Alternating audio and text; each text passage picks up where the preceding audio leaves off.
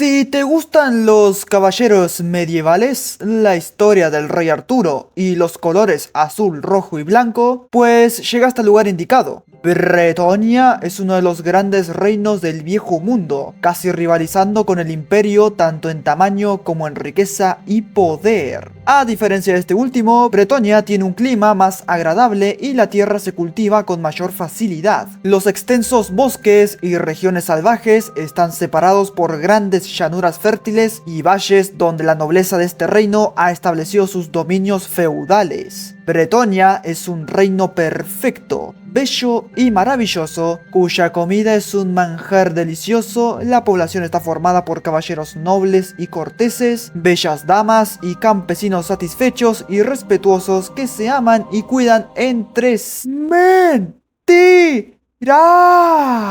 ¡Mentira! ¡Mentira, cochina! ¡Cochina la mentira! ¡Y cochino lo que la repiten! Esta imagen de pureza y nobleza es la que los bretonianos quieren dar. Y si bien no es del todo falsa, tampoco es real al 100%. Sus montañas son el hogar de pieles verdes y en sus bosques habitan inmundas criaturas. Muchos campesinos se mueren de hambre y por toda la región abundan caballeros que usan la cortesía para enmascarar las brutalidades que cometen. Incluso los magníficos sabores de la comida suelen ocultar ingredientes putrefactos. En este video planeo hablarles del mejor reino humano, en mi opinión, de todo Warhammer Fantasy. Antes de continuar, quería decirles que si les gusta el video, no olviden compartirlo, dejar su like, su comentario y suscribirse, que eso me ayuda un montón. También les recuerdo que pueden hacerse miembros del canal y así apoyar este pequeño proyecto. Síganme en Twitter, donde soy mucho más activo, y en mi Instagram por si quieren saber más de mi vida personal.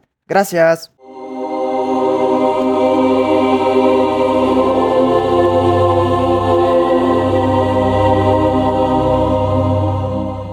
La tierra que actualmente se conoce como Bretonia fue colonizada en una época remota por los elfos de Ulthuan. Los elfos construyeron puertos, altas torres, palacios y pináculos para sus colonias en el viejo mundo. Durante un tiempo prosperaron, sus ciudades crecieron y sus habitantes se enriquecieron gracias al comercio con los enanos y con las tribus primitivas de humanos. Sin embargo, cuando los elfos y los enanos se enfrentaron en la Guerra de la Barba, esas tierras resultaron devastadas por los combates entre sus ejércitos. Después de muchos años de guerra, los elfos zarparon hacia el oeste y abandonaron el viejo mundo, mientras que otros adentraron en el bosque de Azel Loren, volviéndose elfos que silban anos. Los enanos también se tomaron el palo cuando sus reinos montañosos empezaron a desmoronarse a causa de terremotos y erupciones volcánicas. La región quedó deshabitada y olvidada, lo que llevó a que los orcos, goblins y las tribus humanas la ocuparan. Durante muchos siglos, el área permaneció dividida entre señores de la guerra rivales, tanto pieles verdes como humanos, hasta la llegada del poder de Guilles de la tribu de los Bretoni, quien tuvo una visión de la Dama del Lago, quien no solo le avisó de la guerra que se venía, sino de que su destino era ser rey de Bretonia. Guilles consiguió unir a las tribus y como una única nación, los bretonianos consiguieron derrotar y expulsar a las tribus de orcos y goblins. Esto ocurrió aproximadamente unos 977 años después de la era de Sigmar y de la fundación del imperio. Después de siglos de continuas guerras, los bretonianos lograron empujar a sus enemigos a los bosques y las tierras altas. Pero ni bien los pieles verdes se fueron, llegaron las flotas de no muertos por el oeste, los Skavens desde el sur, los nórdicos y bárbaros del caos llegaron desde el otro lado del mar de las garras. Sucesivas generaciones de guerra continua contra estos enemigos implacables forjaron en los bretonianos una formidable y heroica tradición de caballería. Hasta la actualidad, los caballeros de Bretonia han seguido las tradiciones de la caballería establecidas por Guilles el Bretón y jurándole lealtad eterna a la Dama del Lago. Mediante una gesta militar, un caballero puede aumentar la estima de la diosa hacia él y convertirse gradualmente en uno de los caballeros que han sido distinguidos especialmente por ella, la cual les concede el gran honor de beber del grial, como hizo Guilles el Bretón. Solo los caballeros puros de corazón pueden beber de este grial. Bretonia es una región de rica tradición y paisajes escénicos, desde los campos verde esmeralda hasta los imponentes bosques. Es un lugar lleno de belleza y de gloria, pero bajo el velo de esplendor, Bretonia, al igual que el resto del viejo mundo, oculta su propia corrupción y sus propios propios secretos oscuros. Bretonia está dividida en 14 ducados, cuyos territorios correspondían originalmente a los feudos de los caballeros del Grial que fundaron el reino. Con el paso de los años, las guerras, los conflictos y otros desastres fueron modificando las fronteras entre los distintos ducados. Cada región está gobernada por un duque que tiene a su servicio varios nobles y caballeros. En Bretonia, los nombres de lugares y los títulos funcionan de un modo muy sencillo. Por ejemplo, Curón. El ducado de Curón está gobernado por el duque de Curón, cuya sede se encuentra en el castillo de Curón, que a su vez se halla en la ciudad de Curón. Esto también se aplica a los niveles inferiores. El señor de Temerais en Quenelles gobierna el feudo de Temerais desde el castillo Temerais, que se eleva sobre la aldea Temerais. La gente del imperio sugiere que esto se debe a que los bretonianos no son capaces de recordar más de un nombre. Por otro lado, los bretonianos insinúan que a los nobles imperiales les gusta poseer muchos títulos para compensar su escasez de poder. De hecho, los nobles bretonianos pueden tener también múltiples títulos, pero no está bien visto usar más de uno a la vez. Siempre ostentarán el que sea más relevante. Los duques utilizan casi invariablemente su título ducal, siendo el rey la principal excepción. Todo el que viaja por Bretonia, a excepción de la región desolada de Mousillon, ve un país aparentemente hermoso y próspero. No tiene los turbios bosques y amenazadoras montañas del imperio, pero eso no significa que Bretonia sea completamente segura. Su paisaje puede dividirse en 6 tipos principales: tierra de cultivo en la que se siembran huertos, pastos en los que pastan los animales, bosques, montañas, costas y grandes ríos. El cultivo predominante de Bretonia es el trigo, aunque también se siembra avena, cebada y verduras.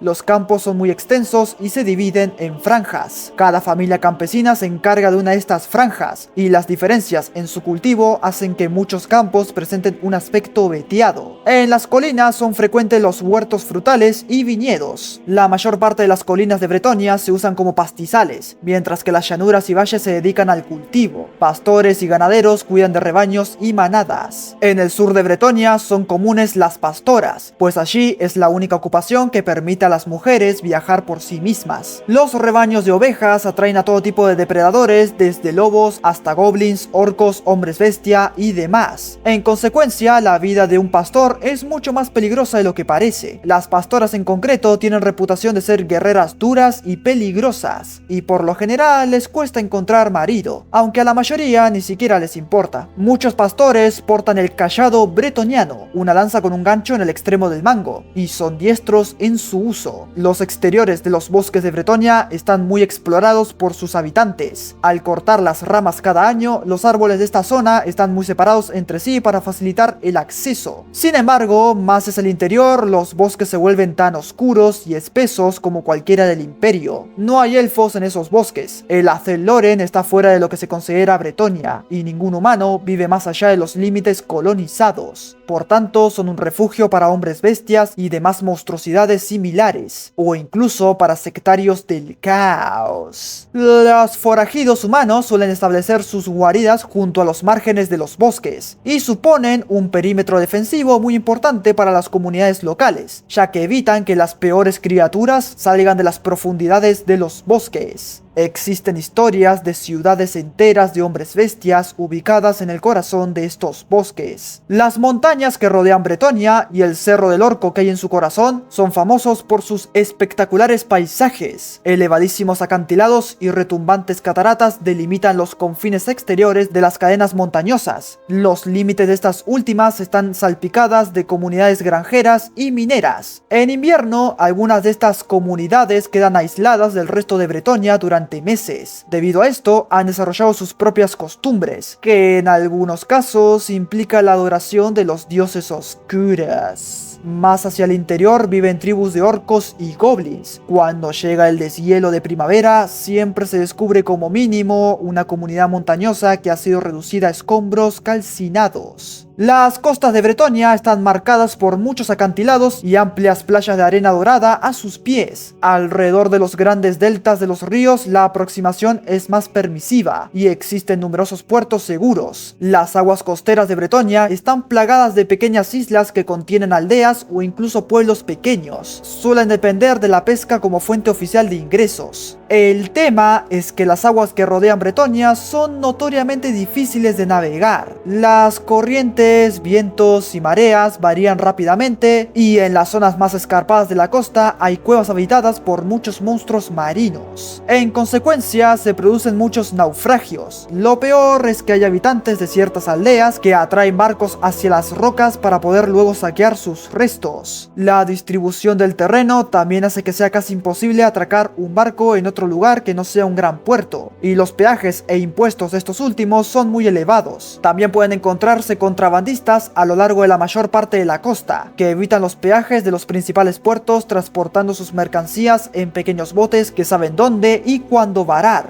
Visto todo el exterior de Bretonia, veamos el interior. Veamos su política, la cual excluye a los campesinos de todo poder formal. Sin embargo, esta exclusión no implica que estos últimos se mantengan totalmente al margen de la política. La política invisible de Bretonia, que es el entramado de relaciones y responsabilidades entre señor y campesino, es tan importante, turbulenta y depravada como las ostentosas relaciones entre la nobleza. La política nobiliaria se desarrolla en el marco del sistema feudal. Bretonia es la única región que todavía lo conserva. Este sistema se basa en juramentos de lealtad entre individuos y carece de un concepto abstracto de Estado. Si bien los bretonianos se consideran una nación equiparable al imperio, no hay una esencia legal de Bretonia más allá de todas las personas que juran lealtad definitiva al rey de Bretonia y a las tierras que poseen. Los campesinos conforman la base del sistema feudal y se les exige que sirvan y obedezcan a la nobleza. No realizan juramentos ya que no se considera que tengan el honor necesario para mantenerlos. En vez de eso, se les informa de sus obligaciones y se les obliga a desempeñarlas por medios violentos, si es necesario. La nobleza está vinculada por una serie de votos llamados los juramentos de lealtad. Todo noble inferior jura un prometedor servicio militar a cambio de sustento. Los nobles se dividen en 5 clases principales que más o menos equivalen a rangos. Muchos nobles pertenecen a más de una de estas clases y su rango se determina en función del más alto de sus títulos. En la cúspide se encuentra el rey de Bretonia. Al ser soberano, sus actos no están restringidos por la ley. Puede promulgar leyes según le plazca y todo lo que hace es legal. Si el rey fuera corrupto, Bretonia se enfrentaría a graves problemas.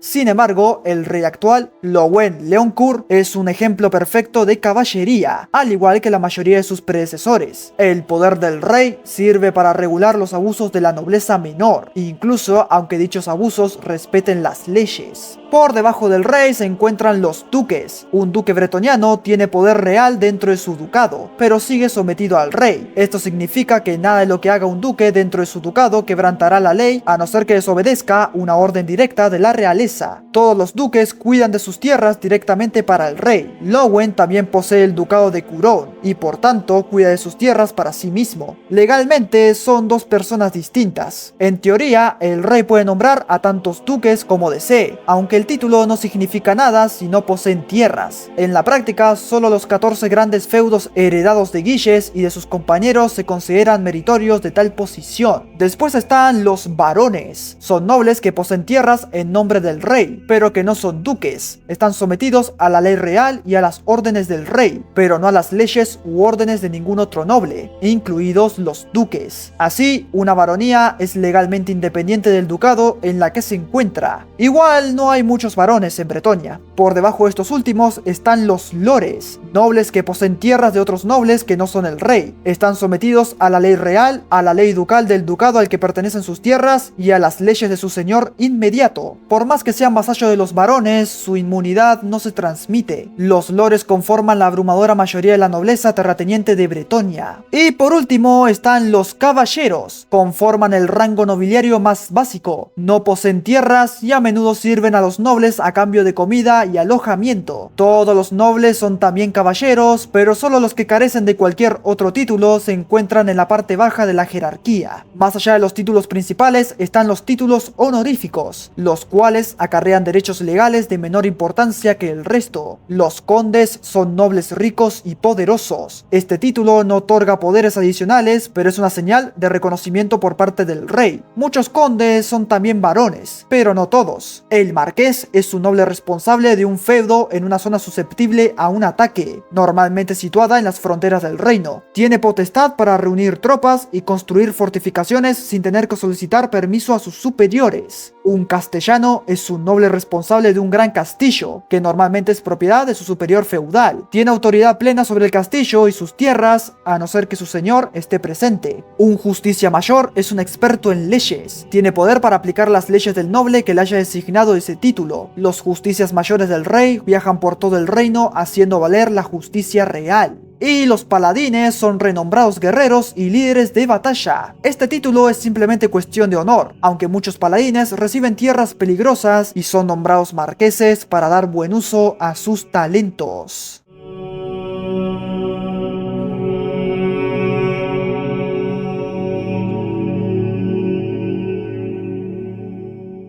La familia es muy importante para la nobleza. En primer lugar, no se es noble a no ser que todos los antepasados también lo fueran. Esto hace que la nobleza tenga mucho cuidado a la hora de casarse con alguien. En segundo lugar, los feudos se heredan. Casi ningún noble puede privar a uno de sus vasallos de su feudo, ni negarse a aceptar al hijo de un difunto vasallo. El rey y los duques pueden hacerlo, pero casi nunca lo hacen. Es una de las pocas cosas que puede lograr que todos los vasallos de un duque se unan contra él. Toda la propiedad de un noble fallecido pasa al primogénito. El noble no puede cederla a ningún otro, como tampoco puede regalar feudos antes de morir. En consecuencia, los demás hijos de la nobleza deben luchar para encontrar un lugar en el mundo. Las hijas tratan de casarse con herederos, mientras que los hijos menores pueden intentar conseguir sus propios feudos mediante la fuerza de las armas o incluso casándose con miembros ricos del campesinado. Las mujeres nobles no pueden convertirse en caballeros, a no ser que se hagan pasar por hombres. No obstante, la hija mayor de un noble sin hijos heredará sus feudos. Se le considerará la señora de dichos feudos, pero no podrá ejercer por sí misma los derechos de tal título. En vez de eso, será su esposo quien lo haga en su lugar. ¡Machismo! Eso es, cabo, me gusta. Cuando la dama muera, su hijo mayor heredará su título, como sucedería con los hijos de su esposo. Si es el esposo quien muere primero, cosa bastante frecuente, el hijo mayor asumirá el papel del esposo como defensor de los derechos de su madre, pero no se convertirá en señor de las tierras hasta después de que su mamá muera. Las herederas son con diferencia las novias más populares entre la nobleza, ya que fortalecen sustancialmente a una familia. Las hijas nobles sin herencia también son cotizadas para matrimonios.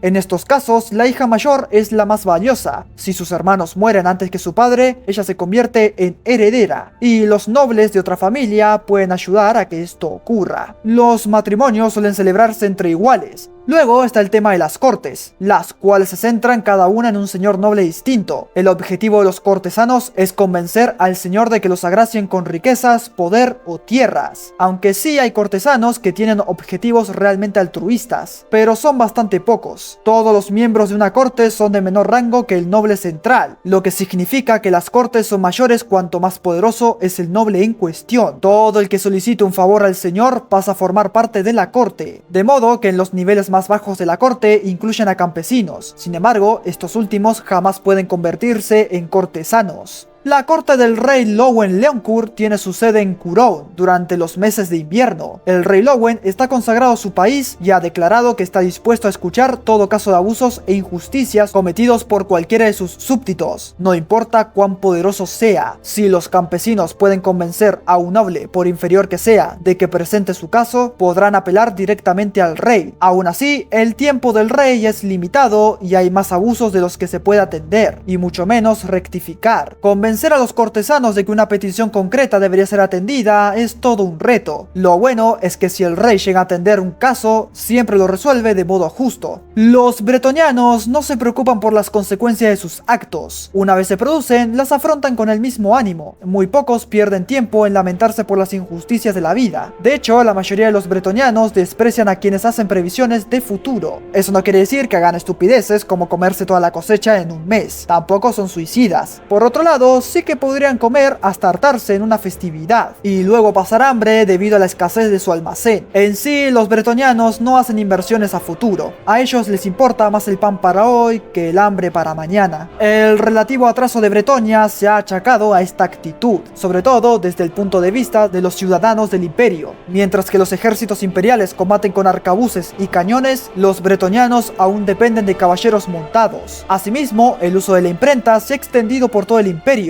mientras que en Bretonia la mayoría de los libros están escritos a mano. Por otro lado, los productos individuales de los artesanos bretonianos tienden a ser de una calidad superior a los elaborados en el imperio. Hay excepciones, sobre todo entre los mercaderes de Bretonia. De hecho, muchos bretonianos con tendencia a hacer planes a futuro se ven atraídos hasta el comercio casi en contra de su voluntad. Casi todos los mercaderes son campesinos, pues muy pocos nobles se dignan a ensuciarse las manos con los oficios. Sin embargo, los mercaderes prósperos son a menudo mucho más ricos que los nobles a los que sirven. El comercio es vital para Bretonia. No solo mueve productos por todo el país, sino que además sirve para atraer productos extranjeros, principalmente a cambio de vino bretoniano. Por ello, una acción conjunta de las clases mercantiles podría causar serios problemas a la nobleza. Como campesinos que son, los mercaderes están regidos por las mismas leyes que el resto del campesinado. En teoría, deben entregar la mayor parte de sus ingresos a sus señores, pero el concepto bretoniano de ingresos se definió teniendo en mente la agricultura, y aunque engloba gran parte de los productos artesanos, casi todos los beneficios de un mercader son invisibles, ya que en realidad no elaboran nada. Los guardias de los mercaderes más ricos forman ejércitos privados, que pueden enfrentarse contra los nobles que les amenacen con violencia. Obviamente, nunca serán capaces de enfrentarse a toda Bretonia, aunque gracias a los regalos que dan a los nobles, estén prácticamente por encima de la ley, siguen teniendo que respetar el orden social. La mayoría lo hacen, pues son conscientes que la anarquía es mala para el comercio. Algunos parecen querer mejorar su posición en la sociedad mediante alianzas más íntimas con la nobleza. Hemos visto a toda la nobleza y su política, pero ¿qué pasa con el pueblo? O mejor dicho, la clase obrera. Si los mercaderes están oficialmente excluidos de la política, los campesinos corrientes lo están aún más. En la mayoría de los casos, la principal preocupación de un campesino es cultivar comida suficiente para alimentar a su familia, pero no significa que no se impliquen en política, y a veces su situación es tan de mierda que tratan de pedir ayuda. Un noble jamás atendería la súplica de un campesino, de modo que dichas apelaciones se realizan en grupo,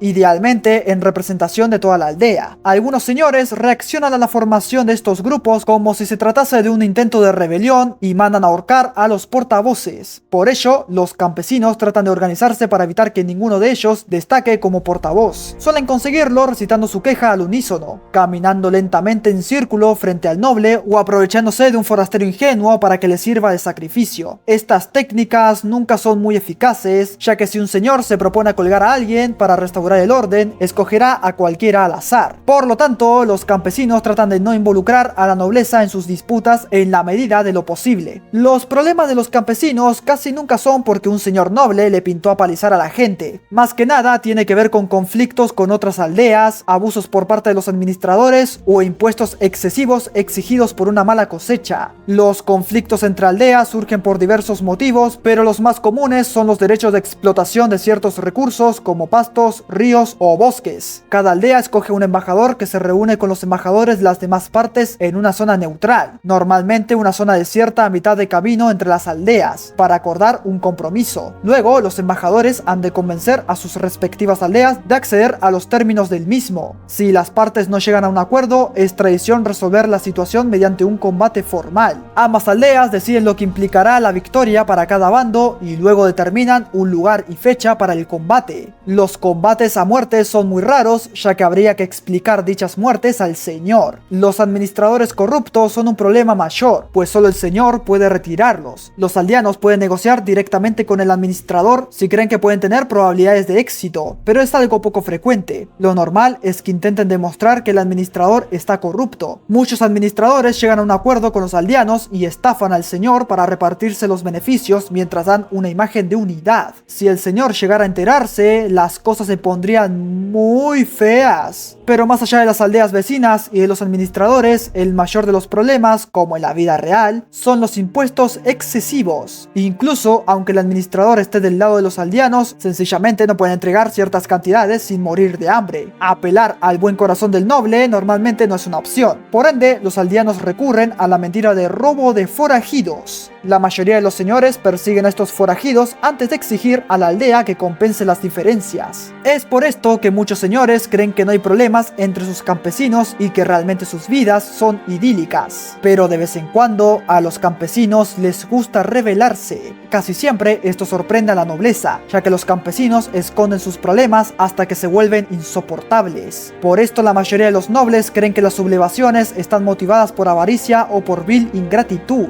Ninguna rebelión campesina ha triunfado jamás, ya que todos los nobles se apresuran en acallarlas. Los campesinos que sobreviven son ejecutados y ahí sí, los almacenes de alimentos suelen bastar para abastecer a los supervivientes. Otra razón por la cual se rebelan es por la manipulación por parte de otros nobles. A pesar de que las rebeliones nunca triunfan, sí distraen a los nobles y apartan sus tropas del frente, aumentando con ello las posibilidades de éxito del ataque de otro noble. Pero de lejos, las sublevaciones más peligrosas son las inspiradas por las fuerzas malignas. Los campesinos con mutaciones, o peor aún, apoyados por hombres bestia, pueden suponer una grave amenaza incluso para los caballeros de Bretonia. Bretonia no tiene ejército, es decir, no hay soldados profesionales que trabajen como guerreros remunerados al servicio del Estado. En vez de eso, cuentan con el servicio feudal de sus caballeros. Cuando un señor debe enfrentarse a un enemigo en el campo de batalla, convoca a sus vasallos para que le proporcionen servicio militar. Ellos, a su vez, reúnen a sus propios vasallos y la mayoría de los señores añaden hombres de armas y arqueros campesinos a la lucha. Estos ejércitos no se entrenan juntos y normalmente ni siquiera tienen una cadena de mando central, pero las tácticas militares bretonianas son lo bastante simples y uniformes como para permitir una colaboración fluida. La principal debilidad de la leva feudal se deja ver en las campañas prolongadas. Señores y caballeros deben regresar a sus feudos para actuar como gobernantes o para defender sus propios hogares, y la mayoría solo puede mantener unida la leva durante 40 días. Por último, el rey es el único que puede declarar una guerra de caballeros nobles, en la que se convoca a la mayoría de los caballeros para que luchen y demuestren su virtud.